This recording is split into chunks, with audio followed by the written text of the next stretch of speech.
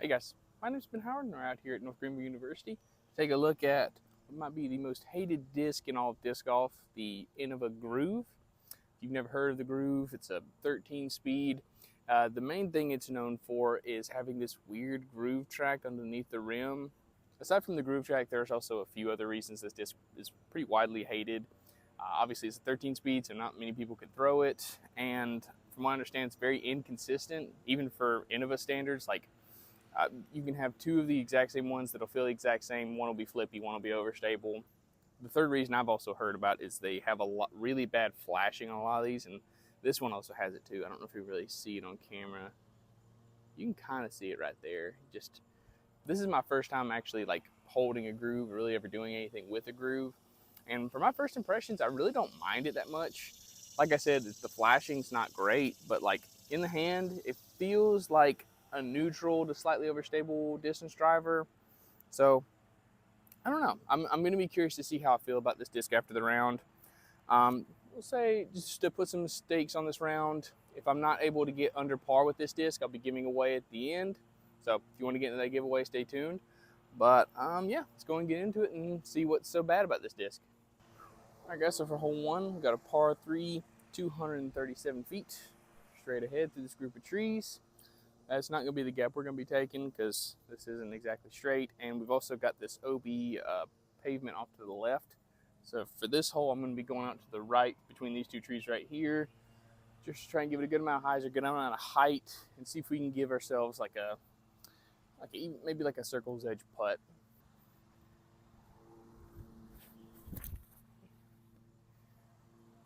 Oh wow, that thing is actually pretty beefy.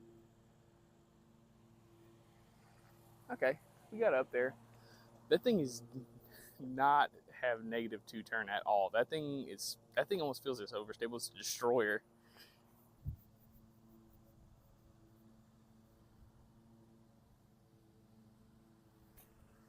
Ah, dang it.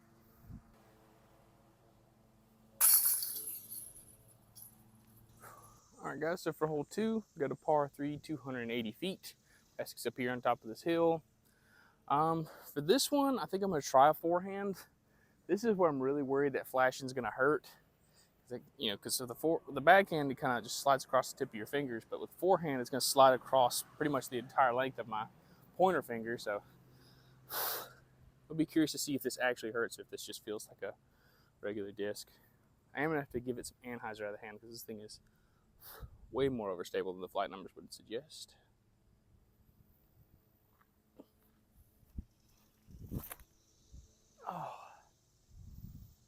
Oh, that was weird. Just didn't really want to stay in the air. I guess it just gave it a little bit too much anhyzer. I'm curious if you could actually hear that on the camera, because like you could hear that just go across the entire length of my finger. It didn't hurt, but it definitely peeled off any like dry skin I had. All right, now I'm going to try just a little chip forehand. See if we can get out of here with par.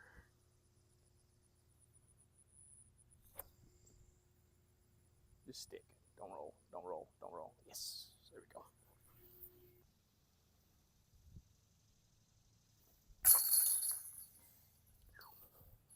A little high. All right, guys, we're on hole 3. This one's a par 3, 290 feet.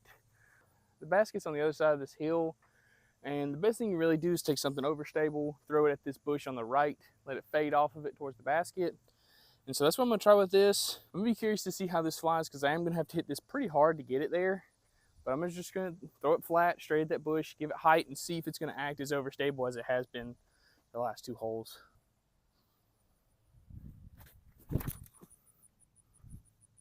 Wow, that thing is beefy. Jeez. Okay, so I ended up coming up a little short, which isn't too surprising with how overstable the disc acted, but yeah. Normally if I throw a destroyer or something like that on this hole, it's coming through this gap and like ace running the basket. But for that to be that short, that shows how overstable this disc is acting. All right, guys, we're on hole 4. This one's a par 3, 240 feet. Pretty similar to the last few holes we've been playing. Just going to be throwing a hyzer through this gap with the basket being off to the left. pretty much just going to be throwing this thing flat. I mean, I might need to throw in some hyzer just because of how short the hole is, but I think we're just going to go flat just to make sure we get through this gap comfortably.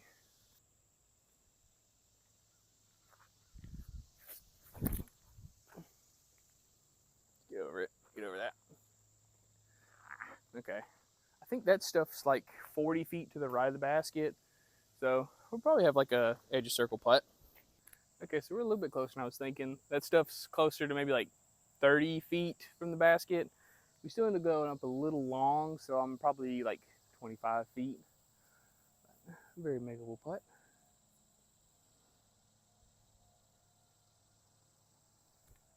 Come on. Yes. All right, guys, we're on hole 5. This one's a par 3, 270 feet. Playing the basket straight ahead on an island green. If we don't cross inbounds up there, we got to take it from the drop zone over here off to the right. So if I miss the island, a big number comes into play pretty quick. But I think I can just throw this flat on the right side of the island and just let it drag back to the left, and should be a pretty good distance for this disc too. I don't think I have to change the angle too much. So let's try and see what happens.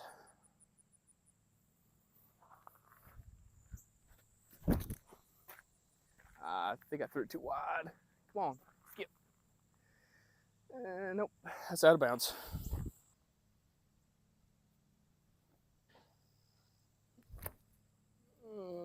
Get there. Ooh, stand. Okay. Yeesh, that was not a good upshot. Let's see.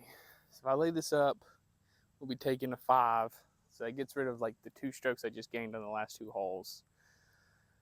So I can run this, but risk taking an even bigger number. Screw it. We'll run it. Why not?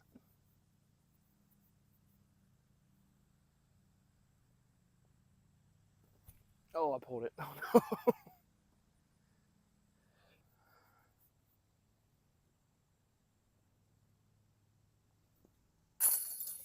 There we go.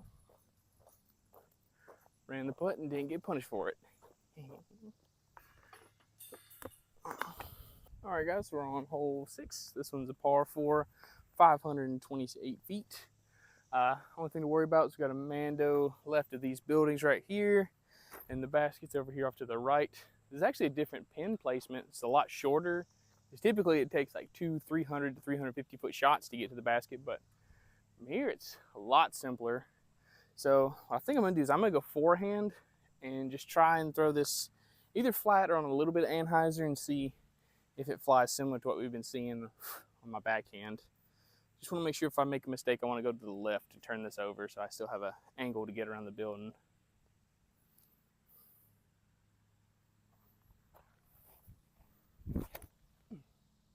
I threw it flat.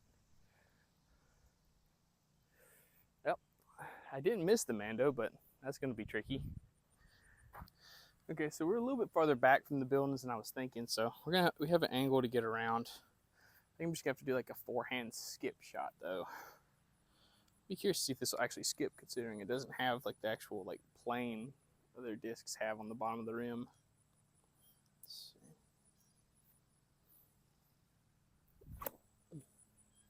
Oh, too far. Oh, that was fun. Okay, so considering how like hard I made this hole look, we actually only have like 150 feet into the basket. The only annoying thing is I'm gonna have to throw a forehand. We've got OB on the property line on the left, and we've got these huge trees on the right.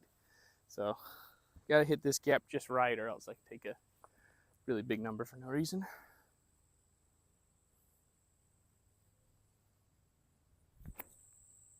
Come out. Okay, we're in bounds, but it's gonna be like a circle 2 putt.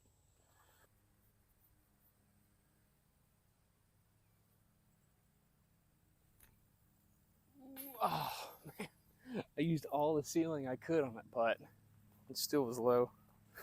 All right, guys, we're on hole 7. This one's a par 3, 270 feet. You see the basket straight ahead, tucked in this tree line.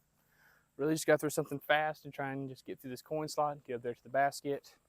Even if you get to like the edge of the tree line, it's like a maybe like a circle 2 putt to like edge of circle-ish putt. Nothing crazy, but I'm gonna blast this straight in there with the backhand. See if we can get up there for a putt.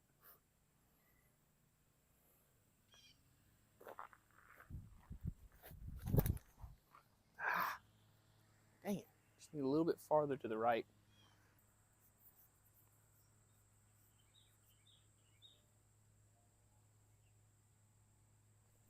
No, not high enough.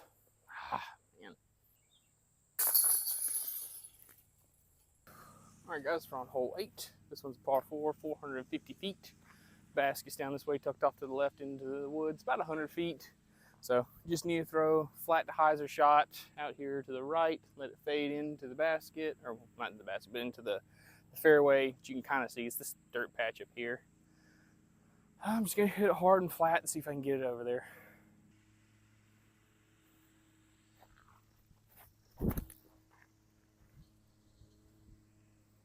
Maybe. Okay. I think that's in the gap. That or it's just short of it. Okay, so we got all the way up here, and it's actually one of the better drives I've ever thrown on this hole. Normally I'm either too far or short, but right here we got a wide open shot into it. I'm gonna go to the left with a forehand, just trying to skip around. Main thing I don't want to do is just go long, because it's gonna be easy to get back in there to where like you don't have a putt at all.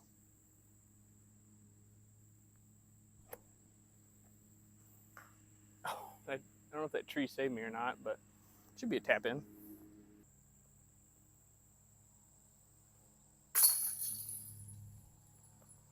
All right, guys, we're on hole 9, final hole of the video.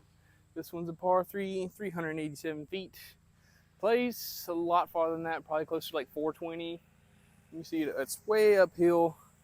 The only thing to really worry about is the running track off to the right is out of bounds. But this thing being as overstable as this, really shouldn't be an issue. I'm just gonna have to try and like hit this on a flex line, give it height, see if we can get all the way up there.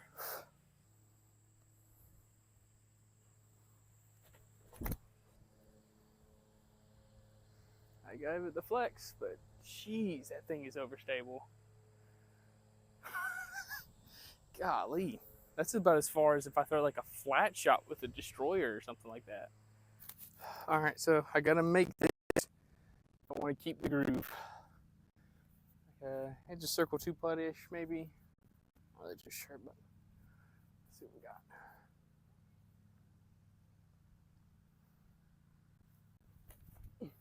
Oh, too high.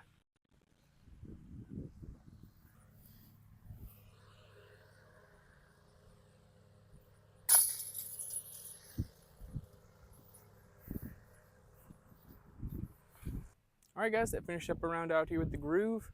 I gotta say, it's not as bad as I was thinking it was gonna be. At least when it came to the flashing, I thought the flashing was gonna be really annoying, but it didn't bother me other than like that one first forehand. And even then it wasn't horrible. It just kind of, like I said, just scraped off some dead skin. But the only thing I really found annoying about this thing is that like, while it's consistently overstable, you don't really know how overstable it's gonna act. And obviously it's a 13 speed. This thing is too fast for me. But like you could see on like holes 5 and 7, like the disc acted completely different. And so I don't know if, obviously it's probably just me, but one thing I was noticing about it is that if you do look at the rim, it reminds me a lot of the rim of the Passion from Discraft. While it's a little different because obviously the Passion has a bead on the rim and this just has like that groove taken out, they are very similar. And I think it was Macbeth who put out a video talking about the Passion, because he was talking about the bead on the rim being a way that manufacturers can put some drag on the disc and make the disc act more overstable at lower speeds while still being flippier at higher speeds. And so I'm wondering if that's what's going on with this. Like, because I'm not able to get up to speed, the drag it's getting from that groove is making it act more overstable than it really should. The other thing I was thinking about is like, technically they had to take weight off the rim and put it in the middle of the disc in order to make it like max weight. So technically this is anti-gyro technology if you think about it. So I know gyro is supposed to make it to where the disc has more weight on the rim, and so it makes it to where the disc is more stable in its flight and makes it want to fly straighter longer. So technically, if you take weight off the rim, put it in the middle, it should make it want to be more overstable faster or turn faster, I guess. I don't really know if that's how that would work. But that's the two things that I'm wondering if, like, maybe that's what the groove track kind of did to the flight. Because, I mean, I don't have a fast arm by any means, but I would say I have an arm fast enough to throw, like, 11 speeds.